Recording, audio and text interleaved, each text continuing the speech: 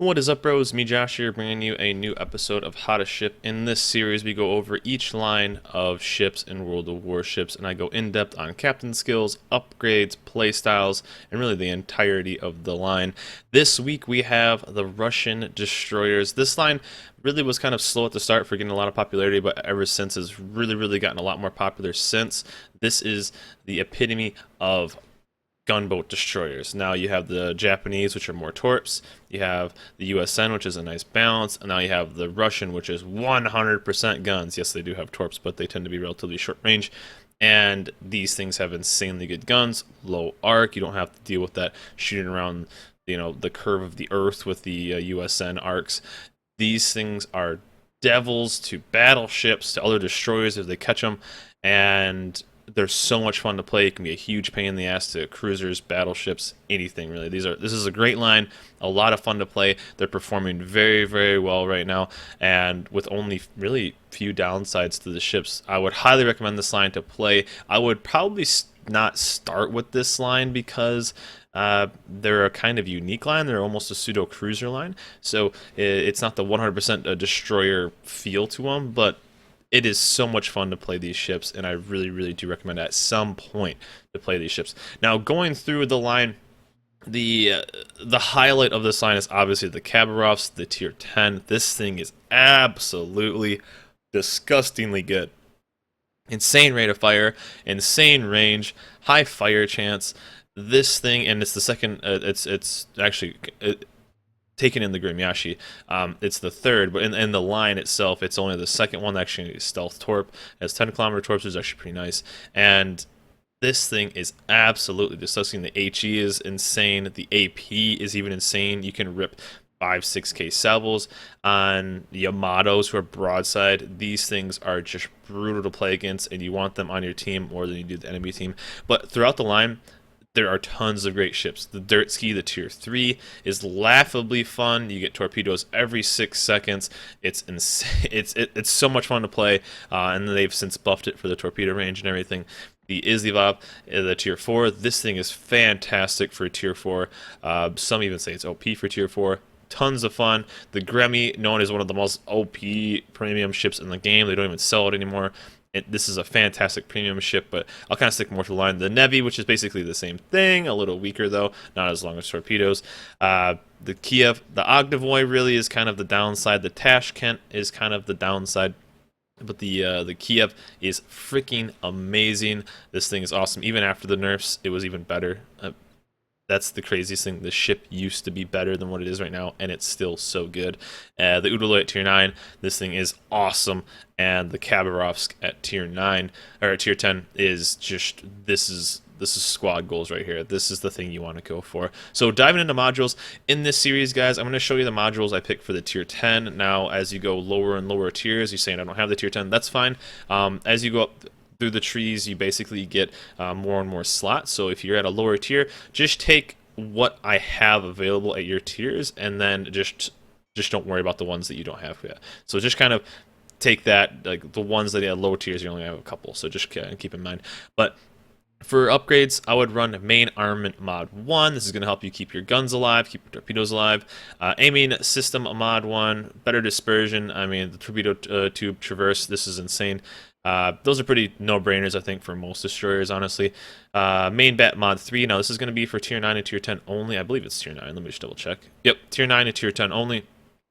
And actually, I'm not even sure if it's on the Tash, but regardless, at least Tier 9, Tier 10. You want to shoot heavy and often. The turret rotation is not that bad, honestly, and you want to get shells out as fast as possible. Now, it's only 13% at this.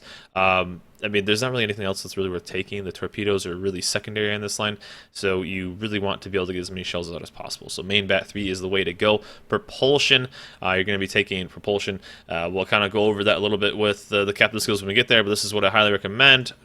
Turning steering gears. I mean, you may think, well, I want to be able to get going faster and slower. This is kind of the what people normally pick for propulsion. Steering gears are pretty important. You are big destroyers. This is a very large line, especially going from tier 8 and up. These are almost cruisers. They're like the size of Kumas, basically, and I think even maybe the Farragut. But These are pretty freaking big ships. They're going to be hard to turn. Not going to be as agile as a Sims or a Benson. So you're going to need that little bit of help. So steering gears is the way to go. And concealment. You want to be able to get concealment basically on any destroyer, any cruiser. So that's kind of the no-brainer. Jumping in to the captain skills now. With these, there's two main builds I would go, and they're almost identical besides one skill. So I'm going to put both these. I'll put links in the comments. I'll put links below to the builds off Ship Comrades calculator. But the main build I am running right now is the stealth build. Now, the Russian line has pretty high detectability, so they kind of get outspotted by everything. The main reason I'm taking Concealment Expert is because of stealth firing. I want to be able to stealth fire as much as possible. The tier 10 cab can stealth fire from 13.8, and I believe it can shoot like 14, something like that. So it gives a nice little buffer. Let me just double check on how far it can shoot. Right now, it says 13, but I don't have the right captain in, so it's farther than that for sure. But 15.6, so that's why I'm taking it right now. I want to be able to stealth fire as much as possible in this ship. So 13.8, they may seem like that's really far away from ships, but these are different style destroyers. So just kind of keep that in mind. But this is the main build I'm running. Basic firing training 1, last stand. Need this on all destroyers. I'm sorry, Japanese destroyers, even you. Last stand, must. Superintendent, you're going to want this because you're not going to really use your torpedoes that much with the torpedo acceleration or something like that. So you really want Superintendent for the extra smoke and the sprint burst because these things are super fast. AFT is what I'm going with first, and then Concealment Expert. Now let's say if somehow I got a magical 19-point captain, I'd throw it back into Demo Expert. But I am running a stealth build right now. So that's the main build I'm running, but this is the one I would also run. Almost everything identical, except instead this is only a 14-point captain, and I would go AFT, and then I would go Demo Expert. That's what I would go. It's extra damage, extra in-your-face firing. The detection radius, you're just kind of going to be spotted more, and that's not really that terrible, I guess.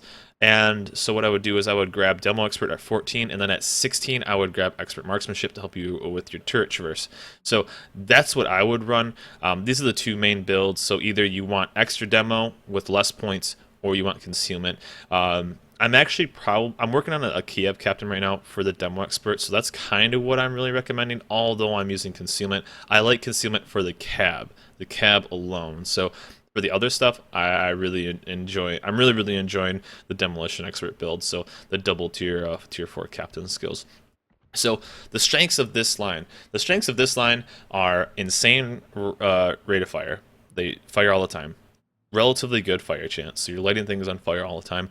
Relatively good speed. They're really fast. Not even relatively good speed. These things haul over 40 plus knots on some of these. It's insane. Great AP. You can actually Citadel stuff, especially the lower tiers, even kind of higher tiers. I think the cab I was Citadeling maybe like a Zao or something like that if it was close enough. You are a damage dealing monster. You are super agile with maneuverability. These things are in and out, and they're so fast. They're so hard to hit. I mean, you kind of get an idea. USN and Japanese kind of go the same speed, pretty close. But the Russians are so fast that it's really hard to hit for other ships. So you can kind of be like in-your-face destroyer. And with the rate of fire, you can absolutely abuse, them missing their shot and just keep pumping out damage, force the repairs, and burn them to the ground. These things have the chance to just pump out damage, so I really enjoy the line. Now the weakness. Now this is why I'm not quite recommending this for the first destroyer line you play. I would kind of get a feel of it. I would obviously go probably USN. At least right now I would go USN first, get a feel of destroyer play, and then go Russian. I honestly would skip Japanese right now. I guess Japanese low tier are pretty fun. But these things have a high detectability. I think the Kiev has like 8.7 kilometers, and the Mahan at the same tier has like a 7 point something. It's 7.2, I think, stock. That's without a 15-point captain. The cab's right up there too, with a 7.9 kilometers, and that's with Concealment Expert. That's with a 15 point. So the one I guess kind of the two downside is the detectability is really high. You are going to get outspotted by literally every destroyer, and what that's going to do is it's going to make it kind of hard to cap, but you don't play it like a normal DD. You play this thing not in the front line. You'd play it kind of in that 1.5 second line where you are punishing ships that are getting too close to your ships.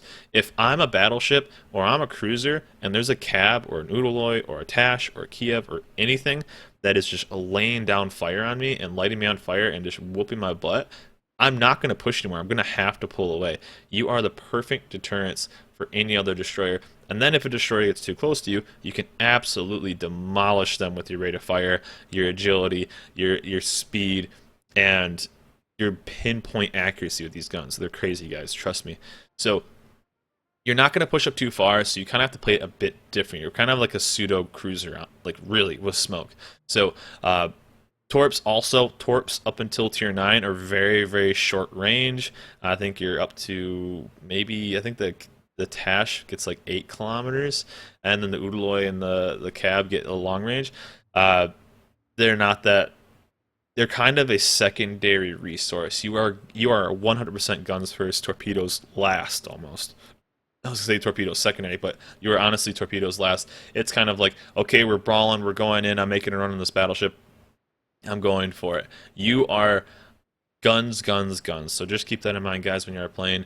But don't use your guns too much that you're always spotted and then you get killed. So you kind of have to be, tiptoe that line of, I'm in your face, here it is. I mean, you're getting hit by my shells all the time, but don't get too greedy and keep shooting when you're getting low. Use smoke. That's why you want Superintendent for the extra smoke. Use cover. Shoot over islands if you can, and use other ships to kind of be a distraction or something like that. But those are the two downsides. And honestly, with how you can play these lines, it's not that bad. One, your detectability is high, and two, your torpedoes are relatively short range. But you have these insane guns. I highly recommend a lot of keepers in this line. The Dirtsky, the Izzy, the tier 4, the Nevi tier 5. Basically, the only downside is the Ognavoy at tier 6. The Ognavoy at tier 6, and the downside, it's not a bad ship, but the Ognavoy has 2 double turrets, and when I was playing it, that was before the turret buff of the health. So if you lost one gun, you were down. You were down to 50% of your firepower. People see it on the Dunker. People see it on like basically a front on Izumo or other battleships. If you lost 50%, that was the downside of Ognavoy. A lot of people don't like the Ognavoy, and it being a tier 6, it does take a little bit to get through. The transition from the Kiev to the Tashkent kind of gets a lot of people. It got the nickname the Trash Can, and the reason why, and the reason I didn't, my stats were relatively good in the Trash Can. I'll call it the Tashkent. The Tashkent is because that's when the line goes from a relatively normal size DD of the Kiev to a large DD in the Tashkent. So that's when I first started noticing that I was really, really getting hit by more battleships and more cruisers. You become a very, very large destroyer, so you're much easier to hit, and you are rocking a much higher detection range than you did, let's say, in the tier 6 and under. So that's kind of a pseudo scary part, and also the armor. Actually, the armor on these ships gets so thick at the higher tiers that you actually start taking full pen damage, and that makes your health go down quicker. Usually at the lower tiers, when you're getting shot by a battleship, it's most likely going to be all over pens, so you're going to be taking 1,000 per shell, 1160 or whatever it is.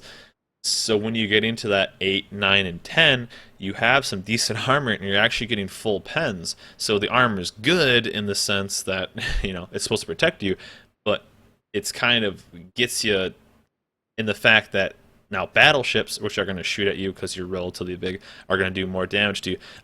You can put, as a battleship, you can put 10, 12, 14k salvos into a Cab or an Udaloy if you get a good enough shot, because they're so big and they're relatively armored. So something just to keep in mind, guys.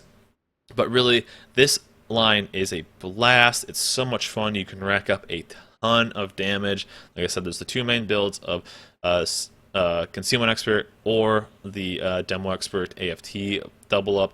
I kind of highly recommend the AFT Demo Expert. It's more fun.